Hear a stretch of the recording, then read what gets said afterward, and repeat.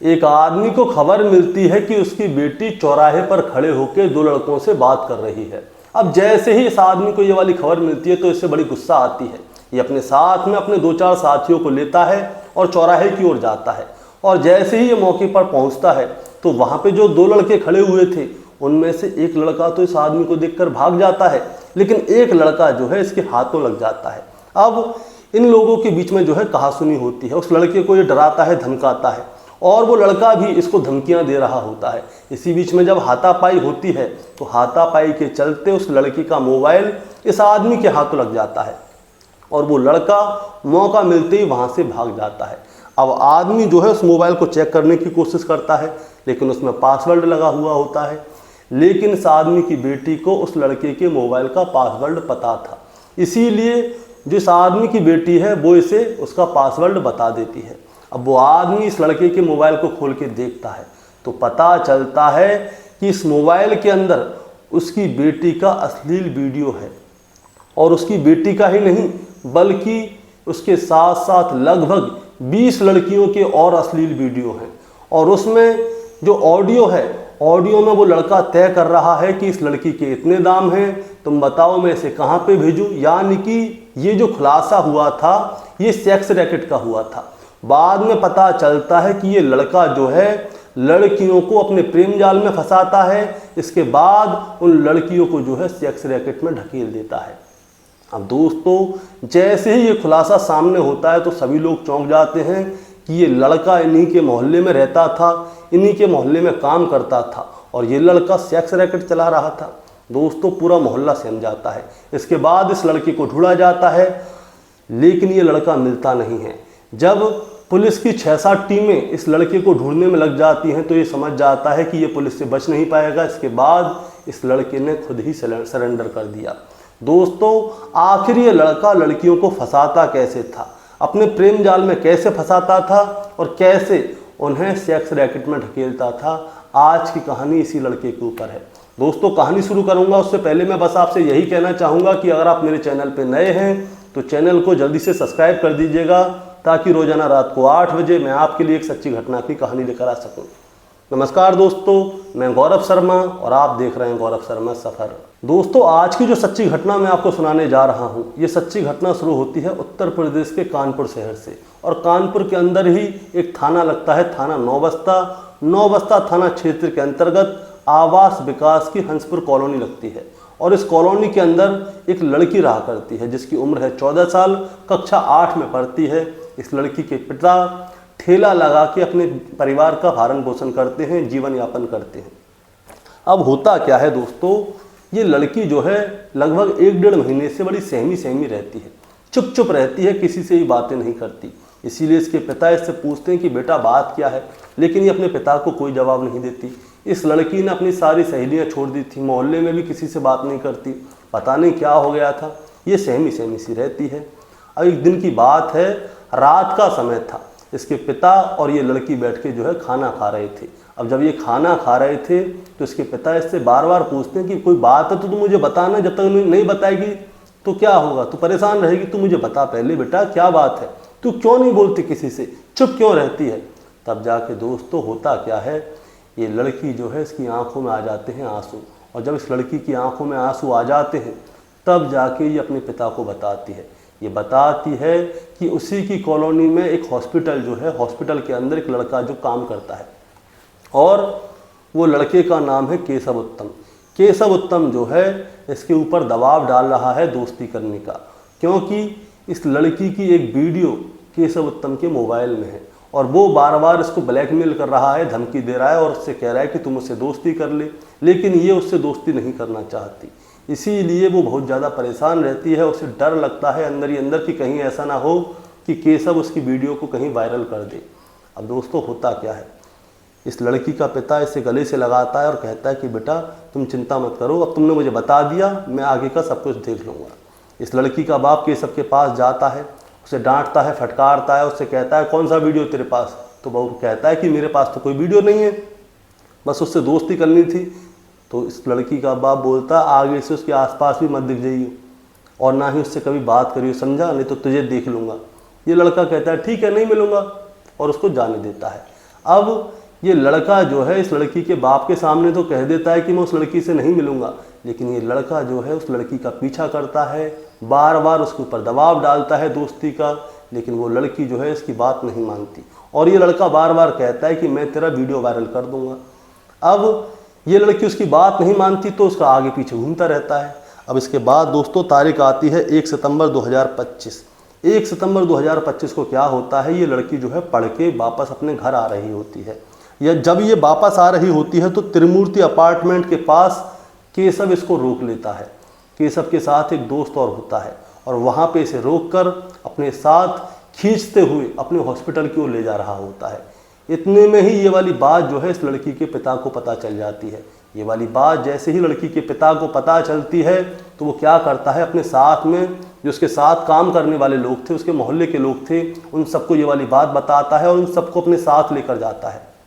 अब जब इस लड़की का पिता 7-8 लोगों को अपने साथ लेकर आता है, क्योंकि उसकी लड़की को कोई लड़का खींच के अपने साथ ले जा रहा था ज़बरदस्ती, तो होता क्या है, 2 लड़के थे, एक तो केशव था, उसके साथ में उसका एक दोस्त था। दोस्त उन लोगों को देखकर वहाँ से भाग जाता है, लेकिन केशव उत्तम जो है उनके हाथ लग जाता है और जब हाथ लग जाता है तो ये लोग उसे पकड़ लेते हैं। लेकिन उस जगह पे केशव उत्तम जो है इस लड़की के बाप को उल्टी धमकी देने लगता है कि अगर तुमने मेरे से कुछ करने की कोशिश की तो तेरी बेटी का जो वीडियो है उसको मैं वायरल कर दूंगा।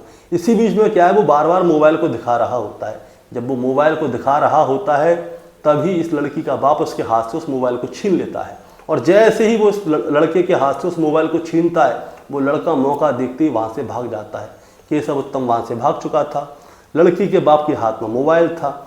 अब लड़की का बाप क्या करता है, उस मोबाइल को खोलने की कोशिश करता है, लेकिन वो मोबाइल में जो है पासवर्ड लगा हुआ था, इसलिए वो उसे खोल नहीं पाता। लेकिन इस लड़की को उसके मोबाइल का पासवर्ड पता था। ये लड़की बताती है कि ये इसका पासवर्ड है, इससे खुल जाएगा। अब इसके बाद इस लड़की का पिता जो है उस मोबाइल को ऑन करता है, खोलता है और उसके अंदर गैलरी में जाता है और गैलरी में जाकर देखता है कि उसकी बेटी का कौन सा वीडियो उसके अंदर है। अब जब वो उस गैलरी के अंदर जाता है तो उसे उसकी बेटी का एक वीडियो भी मिल जाता है जिसमें कि वो अलग अवस्था में थी, गलत अवस्था में थी। वो देखकर चौंक जाता है, उसके पैरों के नीचे से ज़मीन खिसक जाती है। इसके बाद वो गैलरी में और अंदर जाता है। जब और अंदर जाता है तो पता चलता है कि इसके मोबाइल में एक ही लड़की का वीडियो नहीं है, बहुत सारी लड़कियों के फ़ोटो हैं, वीडियो हैं।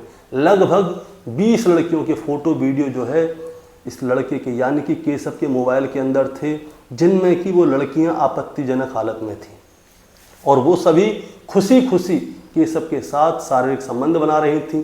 आपत्तिजनक फ़ोटो थे। अब ये सभी लड़कियों को फ़ोटो को देखता है तो इस लड़की के बाप के पैरों के नीचे से ज़मीन खिसक जाती है। इसके बाद उसमें ऑडियो चैट होती है।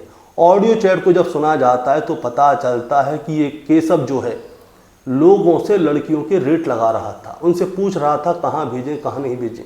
अब इस लड़की का बाप जो है चौंक जाता है कि अरे ये तो कोई अलग ही लड़का निकला। इसके बाद क्या होता है, 1 सितंबर 2025 को इस लड़की का बाप क्या करता है, अपनी बेटी को लेकर सीधा नौबस्ता थाना पहुंच जाता है और वहां पे जाके पूरी बात बताता है शुरू से लेकर आखिर तक। और जो मोबाइल होता है उस मोबाइल को भी पुलिस वालों को दे देता है और कहता है कि साहब इसके अंदर देखिए जो केशव है वो क्या हरकत कर रहा है। मैं तो सोच रहा था कि खाली मेरी लड़की होगी, इसमें तो बहुत सारी लड़की हैं, कम से कम 15-20 लड़कियां हैं, अलग अलग लड़कियां हैं, मैं सारी देखी और उसकी ऑडियो चैट को सुनिए। अब पुलिस वाले केशव के मोबाइल को लेते हैं, उसे चेक करते हैं तो वो भी चौंक जाते हैं कि इतनी सारी लड़कियां, और खुद ही खुश होके केशव के पास आती हैं, उसके साथ शारीरिक संबंध बनाती हैं। और केशव की जब ऑडियो चैट सुनी तब पता चलता है कि ऑडियो चैट में जो है वो उन लड़कियों के रेट लगा रहा था, यानी कि वो उनसे जो है जिस्म फरोशी का धंधा करवा रहा था। अब दोस्तों पुलिस वाले उस लड़की से पूछते हैं, 14 साल की जो लड़की थी उससे पूछते हैं कि तुम केशव उत्तम से कैसे मिली, ये बताओ, तुम्हारी दोस्ती केशव उत्तम से कैसे हुई। इसके बाद दोस्तों एक और खुलासा निकल के आता है सामने, जो कि अब तक इस लड़की ने ना ही इस लड़की के बाप ने बताया था। दरअसल होता क्या है, केशव उत्तम की उम्र है 25 साल, जो कि फतेहपुर के लोहिया सराय गांव का रहने वाला है और वो इस वक्त जो है इन लोगों की कॉलोनी यानी कि हंसपुर कॉलोनी में रहता है। आवास विकास जो कॉलोनी है लखनऊ की, वहाँ पे रहता है और एक LMC हॉस्पिटल है उसकी कैंटीन का संचालक है, उस कैंटीन में काम करता है। अब आपको एक और बात बताना चाहूँगा कि केशव उत्तम और ये लड़की जो है एक ही गांव के थे।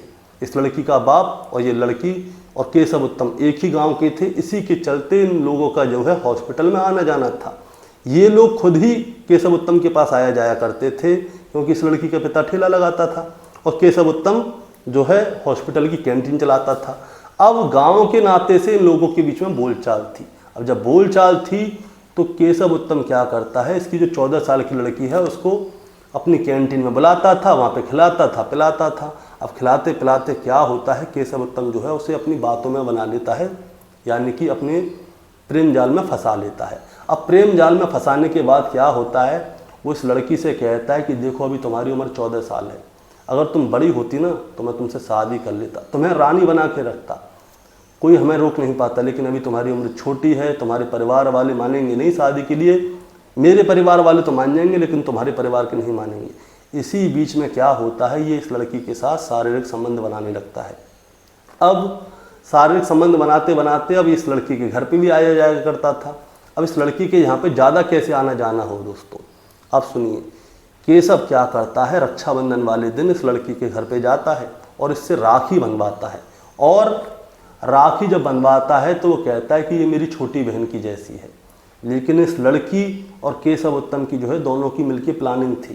प्लानिंग ये थी कि अगर वो राखी बनवा लेगा तो उसके घर पे उसका आना जाना शुरू हो जाएगा, कोई रोक टोक ही नहीं होगी, परिवार वाले भी कोई शक नहीं करेंगे, मोहल्ले वाले भी कोई शक नहीं करेंगे, क्योंकि ये दोनों तो बहन भाई की तरह रहते हैं। अब ये लड़की जो है केशव को राखी भी बांधती है। अब ये चीज़ कंटिन्यू चल रहा होता है। जब ये चीज़ कंटिन्यू चलता है तो इसी बीच में क्या होता है, जब केशव इसके साथ शारीरिक संबंध बनाता था तो इसकी जो है वीडियो बनाया करता था। और वीडियो जब बनाया करता था तो उसी बीच में इस लड़की को भी केशव के मोबाइल का पासवर्ड पता चल गया था। अब जब पासवर्ड पता चल गया था तो इसने उन लड़कियों की वीडियो फोटो वगैरह देखी होंगी, इसीलिए ये लड़की जो है केशव से अलग हो गई। अब ये ना इससे बात करना चाहती थी ना चीट करना चाहती थी, और इससे दूरी बिल्कुल ऐसे बना ली कि जैसे इसको जानती नहीं है। अब केशव क्या करता है, इस लड़की को देता है धमकी और वो उससे कहता है कि अगर तुम मेरे पास नहीं आओगी तो मैं तुम्हारी जो वीडियो है उन सभी को वायरल कर दूंगा, अगर तुम मेरे पास आ जाओगी तो कोई बात नहीं, क्योंकि मैं तो तुमसे प्यार करता हूँ ना। अब ये लड़की क्या है, सहम जाती है कि कहीं ऐसा ना हो कि केशव उसकी वीडियोस को वायरल कर दे, इसीलिए वो चुप रहती थी। लेकिन एक दिन उसका सब्र का बांध टूट गया, और जब सब्र का बांध टूट गया तो उसने अपनी ये सारी बात जो है अपने पिता को बता दी। पिता ने केशव उत्तम को जाके डांटा फटकारा था। उस समय तो केशव चुप हो गया और बोल दिया कि मैं तुम्हारी बेटी से नहीं बोलूँगा, लेकिन केशव उसका पीछा कर रहा था। और जब इसका बाप उस लड़की के पास गया, जब केशव ने उसको पकड़ा हुआ था, तब जाके उसका मोबाइल हाथ में आया, और मोबाइल हाथ में आया तो एक सेक्स रैकेट का खुलासा हुआ। पुलिस का कहना यह है कि ये सारा कारनामा अकेला केशव नहीं कर सकता, इसके पीछे सेक्स रैकेट है, और सेक्स रैकेट को कैसे ना कैसे पकड़ना है। इसीलिए पुलिस वाले जो है 6 टीम बनाते हैं, और 6 टीम जब बनाते हैं तो फतेहपुर के लुहिया सराय गाँव भी भेजते हैं जहाँ का ये रहने वाला था, लेकिन वहाँ पे ये मिलता नहीं है। और आसपास में जैसे कि लखनऊ है, हमीरपुर है, इन सभी जगह पे दबिश भी डालती है पुलिस, लेकिन केशव उत्तम कहीं पे भी नहीं मिलता। इसी बीच में क्या होता है दोस्तों, इस लड़की का जो बाप है उसके पास अलग अलग नंबरों से फ़ोन आते हैं, और वो लोग कहते हैं कि इस केस को वापस ले लो, नहीं तो सही नहीं होगा। बहुत से लोग तो पुलिस वाले बन के ही इस लड़की के बाप को फ़ोन कर रहे थे। इसीलिए इस लड़की का बाप जो है पुलिस अधिकारियों के पास जाता है और उन्हें बताता है कि मेरे पास लोगों के अलग अलग नंबरों से फ़ोन आ रहे हैं, वो लोग मुझे धमका रहे हैं। तो पुलिस वालों ने इसका साथ देने का आश्वासन दिया, और केशव उत्तम की जो सर्च थी यानी कि जांच पड़ताल थी उसे और ज़्यादा कर दिया, ताकि केशव उत्तम जल्दी से जल्दी पुलिस के हाथों लग जाए। इसके बाद क्या होता है दोस्तों, शुक्रवार वाले दिन जहानाबाद की एक दुकान में केशव उत्तम जो है सरेंडर कर देता है, उसके साथ उसका एक साथी भी होता है। इसके बाद पुलिस ने केशव को गिरफ्तार कर लिया है, और गिरफ्तार करके अब केशव जो है रिमांड पे चल रहा है। उससे पूछताछ चल रही है कि आखिर उसने ये सेक्स रैकेट कैसे चलाया, उसके साथ कौन कौन इस सेक्स रैकेट में शामिल है।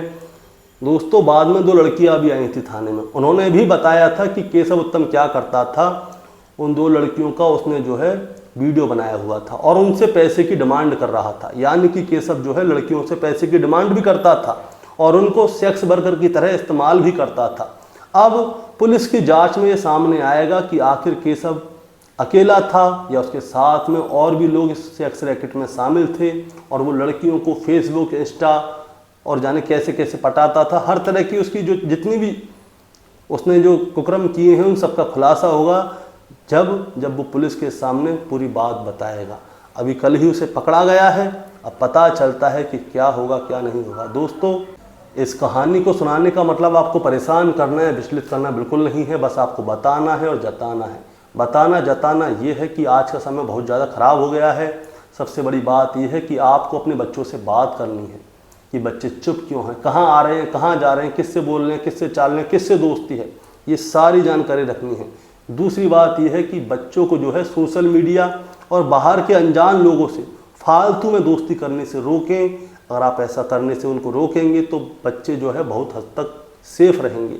और तीसरी बात यह है, बच्चों के सोशल मीडिया पर ध्यान रखें कि वो बच्चे जो हैं सोशल मीडिया पर किससे बात कर रहे हैं, क्या कर रहे हैं, ताकि किसी गलत हाथों में वो ना पड़ें, गलत लोगों से वो ना मिलें। दोस्तों, आपका क्या कहना है इस कहानी के बारे में, आप ज़रा हमें कमेंट में बताएं। चैनल पर नए हैं तो सब्सक्राइब करके जाएं। नमस्कार।